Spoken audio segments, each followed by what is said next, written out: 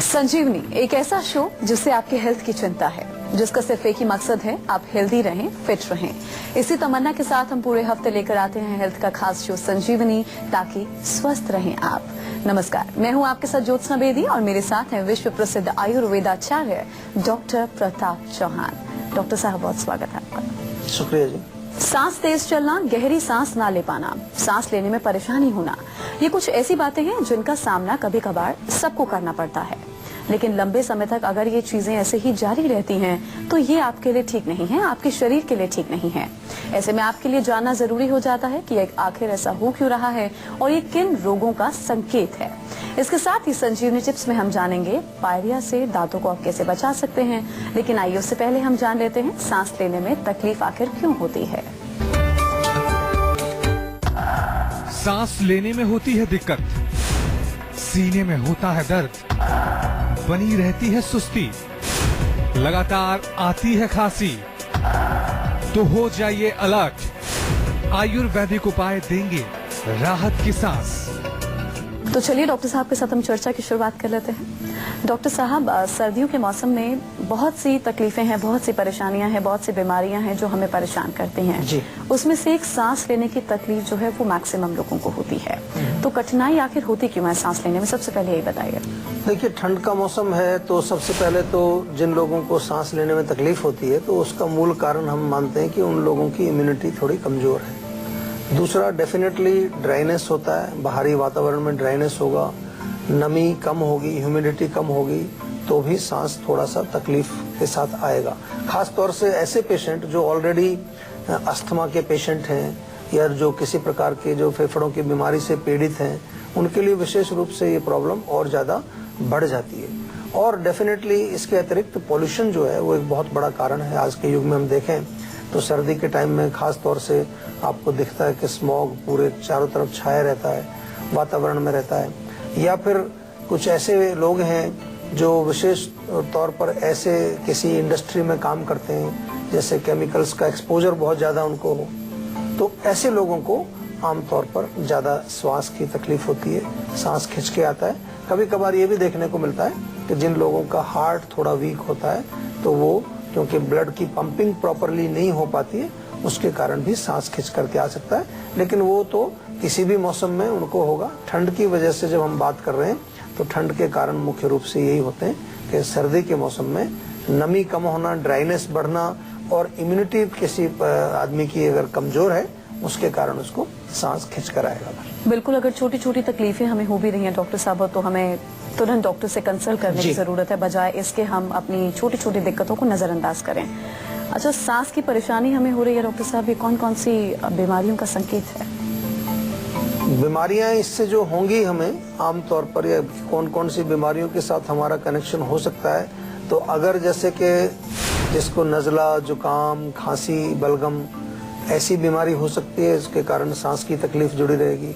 Congestion यानी कि खास तौर से बलगम वाली खांसी हो, ब्रोंकाइटिस हो, टॉन्सिलाइटिस हो, सोर थ्रोट का प्रॉब्लम हो आपको, या ऐसा भी होता है मैंने देखा है कि यदि आपको बार बार कोई निमोनिया वगैरह होता रहता है या बचपन में शायद आपको निमोनिया का अटैक्स काफी आया, लंग्स अब वीक हो गए, इम्यूनिटी आपके फेफड़ों की कमजोर हो गई है, तो ऐसे रोगों से जो लोग पीड़ित होते हैं उनको सांस की तकलीफ होने के चांसेस ज्यादा रहते हैं।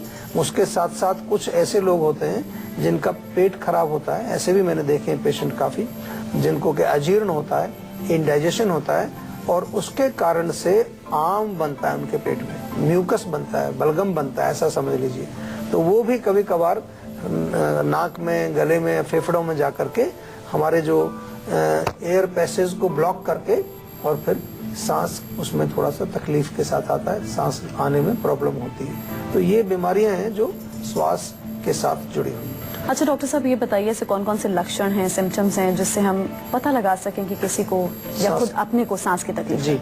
देखिए, सांस की तकलीफ किसी को जब होगी तो पहला लक्षण तो यही होगा कि उसको सांस आने में कष्ट होगा, श्वास कष्ट या ब्रेथलेसनेस या डिफिकल्टी इन ब्रीदिंग उसको होगी। दूसरा एक लक्षण होता है आमतौर पर थोड़ा सा वीजिंग साउंड आता है, इसको कहते हैं ना, थोड़ा घुर घुर की आवाज आती है चेस्ट में पेन हो सकता है, साथ में थोड़ी खांसी हो सकती है, थकान डेफिनेटली हो सकती है, थकान एक लक्षण है, क्योंकि सांस जब खिंच के आएगा थोड़ा बॉडी में वीकनेस रहेगी। कभी कभार ऐसा भी होता है कि बहुत बेचैनी रहती है, और बेचैनी खासतौर से रात को अगर रहेगी तो नींद अच्छी नहीं आएगी, प्रॉपर नींद आपको नहीं आएगी। उसकी वजह से डेफिनेटली ये लक्षण हैं जो हमारे सांस के साथ जुड़े हुए हैं। और इसके अतिरिक्त हमारी बॉडी के और जो धातु हैं और जो टिश्यूज हैं उनमें भी धातु क्षय जिसको हम कहते हैं, वो भी एक लक्षण आमतौर पर देखने को मिलेगा। भूख थोड़ी कम लगेगी, कभी कभार नौसिया यानी कि वॉमिटिंग जैसी सेंसेशन भी हो सकती है। तो ये तमाम लक्षण यदि आपको होते हैं तो घबराने की जरूरत नहीं है। ये संकेत तो है कि आपको सांस की तकलीफ है या आने वाली है, लेकिन घबराना इसलिए नहीं है क्योंकि हम आपके साथ हैं। जीवा की आयुर्वेदिक डॉक्टर्स की टीम पूरी आपके साथ है। तो चलिए अब बारी है आज की संजीवनी की, जिसमें डॉक्टर चौहान आपको बताने वाले हैं कि सांस की परेशानी से आप राहत कैसे पा सकते हैं। बताइए डॉक्टर साहब क्या करें। देखिए, सांस का अगर तकलीफ है, आपको सांस खिंच के आ रहा है, कंजेशन है, तो एक छोटा सा नुस्खा है, बहुत कारगर है, बढ़िया काम करता है। थोड़ा सा अजवाइन ले लीजिए, 2-3 लौंग ले लीजिए, 2-3 काली मिर्च, 2-3 तुलसी के पत्ते, और इनको एक कप में डाल करके उबाल दीजिए अच्छी तरह से, और उबाल करके उसको थोड़ा सा छान के गरम गरम पी लीजिए। उसमें थोड़ा शहद मिला लीजिए, आपको तुरंत लाभ होगा। चेस्ट में थोड़ा सा गरम सरसों का तेल मालिश करें, उससे थोड़ा सा रिलीफ मिलेगा, आपको कंजेशन नहीं होगा। सौंठ, काली मिर्च, पिपली, ये तीनों चीजें बहुत कारगर हैं। इनको बराबर बराबर लेके मिक्स करके चूर्ण बना करके, और ये जो चूर्ण है सुबह शाम 1-1 चम्मच सेवन शुरू करें। इसके अतिरिक्त जो है 2-3 लहसुन की कली लें, छिलका उतार के छोटा छोटा काटें, 1 कप दूध में बॉईल कर लीजिए अच्छी तरह, थोड़ी हल्दी भी डालो उसमें। ये जो गार्लिक मिल्क बनता है आपका हल्दी वाला, ये बहुत बढ़िया काम करता है। अंदर से जो आपको ताकत भी देता है, अंदर से जो ड्राइनेस हो जाती है, कई बार खुश्की हो जाती है, उसको भी दूर करता है।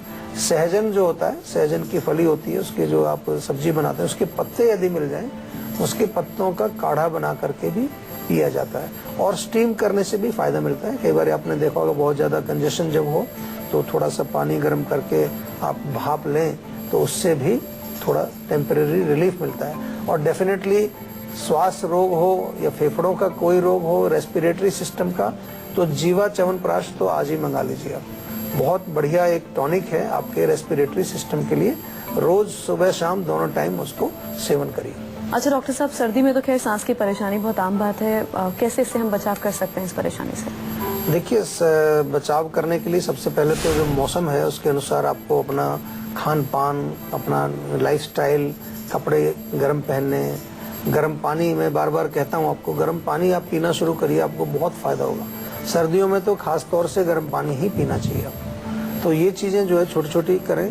थोड़ा सा प्राणायाम यदि आप करेंगे, प्राणायाम जो हमारे फेफड़ों को जो है स्वच्छ भी करता है, उनको शक्ति भी देता है। लाइट एक्सरसाइज करें, ज्यादा हैवी एक्सरसाइज जो सांस के रोगी हैं उनको नहीं बताते हैं, लेकिन लाइट को स्ट्रेचिंग वगैरह, योगासन वगैरह डेफिनेटली कर सकते हैं। और मोस्ट इम्पोर्टेंट है कि आपको डाइट का ध्यान रखना है। ऐसी चीजें नहीं खाएं जो बलगम बनाने वाली है, जो कंजेशन पैदा करेंगी, जो आपके फेफड़ों को और कमजोर करेंगी। स्मोकिंग ना करें, तंबाकू का सेवन ना करें, अल्कोहल का सेवन ना करें, और तली चीजों का, चिकनाई जिसमें बहुत ज्यादा है, ऑयली, ग्रीजी, ऐसी चीजों का सेवन नहीं करना है। तो इससे आप बिल्कुल अपने आप को बचा सकते हैं। प्रिकॉशन ये बहुत अच्छी हैं, इनको पालन करिए। और च्यवनप्राश तो मैंने आपको बताया ही है, च्यवनप्राश खाएंगे तो आपके फेफड़े मजबूत रहेंगे। हरिद्वार से मुकेश जुड़े हैं, पूछे क्या पूछना चाहते हैं मुकेश? नमस्कार डॉक्टर साहब। नमस्कार जी। डॉक्टर साहब, मेरे ना पिछले 5-6 सालों से बार बार जब भी मौसम चेंज होता है बहुत जुकाम हो जाता है। अच्छा, मौसम चेंज में होता है? अभी भी नाक मेरा बंद है, कानों में आवाज आती है जैसे सीटियां बज रही होती हैं जी। बहुत तंग हो जाता हूँ डॉक्टर साहब, क्या करूँ, कुछ नहीं समझ आ रहा, बहुत दवाइयाँ खा ली।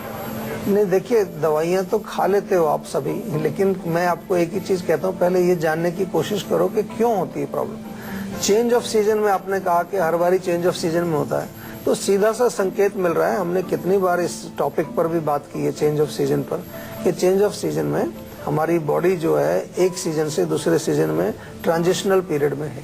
बॉडी की इम्यूनिटी कमजोर होती है, और कुछ लोगों की नेचुरली इम्यूनिटी कमजोर होती है। नाक, गला, फेफड़े कमजोर हैं, तो इम्यूनिटी को स्ट्रांग बनाइए। और खास तौर से जब नेक्स्ट सीजन चेंज आएगा तो पहले ही 4-6 हफ्ते पहले ही थोड़ा सतर्क हो जाइए। उसमें करना क्या है, छोटी सी चीज है। अगर केवल सौंठ का चूर्ण भी खाना शुरू कर देंगे, अभी भी शुरू कर सकते हैं, उससे भी आपको रिलीफ दिखेगा। थोड़ा सा बलगम को, कफ को नष्ट करता है। सौंठ जो है वो कफ को नष्ट करता है। या सौंठ, काली मिर्च, पिपली, तीनों को बराबर बराबर मिला करके चूर्ण बना लीजिए। त्रिकुटु चूर्ण इसको आयुर्वेद में हम कहते हैं। ये भी आपको फायदा पहुंचाएगा। ऑफ कोर्स च्यवनप्राश बहुत बढ़िया है इम्यूनिटी बढ़ाने के लिए। च्यवनप्राश का सेवन आप कर सकते हैं। और यदि कोई और इसमें कारण अगर दिखेगा, जैसा कि हम आपको बताते हैं, हो सकता है कि आपका डाइजेस्टिव सिस्टम कमजोर हो। बहुत सारे लोगों में मैंने देखा है कि उनका पाचन जो है वो ठीक नहीं है, इसलिए उनको जुकाम, नाक बंद, बलगम ये सब रहता है। फरीदाबाद से इस समय हमारी दर्शक प्रियंका जुड़ गई हैं, इनसे बात करते हैं। जी प्रियंका, आप पूछ सकती हैं डॉक्टर साहब से, क्या पूछना चाहती हैं? जी सर, मैं जानना चाहती हूँ कि मेरे ठंडियों में हेयर फॉल की प्रॉब्लम ज्यादा ही हो जाती है। बाल अच्छा। जी, बाल बहुत झड़ने लग जाते हैं। अच्छा, उसमें डेंड्रफ होता है क्या हाँ आपको? जी, डैंड्रफ भी होता है। अच्छा अच्छा। और देखिए सर्दी के हाँ बताइए, और क्या कह रहे हैं? इसकी वजह से सर में भी पेन होता है। अच्छा, जैसा मैंने बताया कि सर्दी के मौसम में जो है थोड़ी खुश्की होती है, ड्राइनेस होती है, हवा में भी आपने देखा होगा कि नमी कम होती है, ह्यूमिडिटी कम होती है। उसके कारण कई तरह की चीजें, जैसे स्कैल्प में डेंड्रफ बनना या त्वचा में खुश्की आना, कई बार रैशेज वगैरह होना, ये सब चीजें होती हैं। लेकिन आपको करना क्या है कि सबसे पहले आपको देखना है रूट कॉज क्या है। ड्राइनेस अगर है वहां पर तो ऑयलिंग बहुत जरूरी है।